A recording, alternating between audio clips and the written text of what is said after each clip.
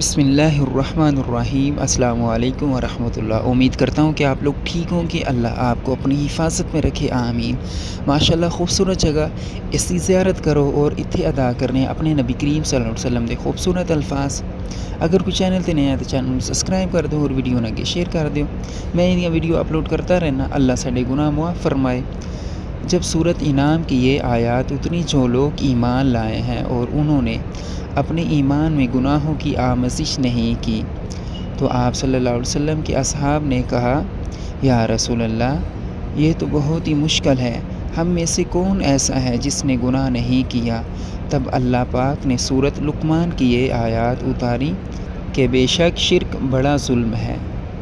صحیح بخاری حدیث نمبر 32۔ اللہ تعالیٰ سے اسی طرح محمد صلی اللہ علیہ وسلم دی تعلیمات سیکھنے دی توفیق عطا فرمائے۔ اللہ سے شیطان مردود شر تو محفوظ رکھے۔ شرک معاف نہیں ہو سکتا، باقی گناہ اللہ تعالیٰ چاہے دا وہ معاف ہوئے دا، لیکن اللہ برابر اگر کسی نے ایسا کیتا تے سمجھو کہ بڑا زیادہ کسارے ویچے۔ اللہ دے برابر کوئی نہیں ہے، بالکل بھی کوئی ہے نہیں ہے۔ ہمیشہ اللہ تعالیٰ کو مدد منگو، اللہ تعالیٰ کو مدد منگو۔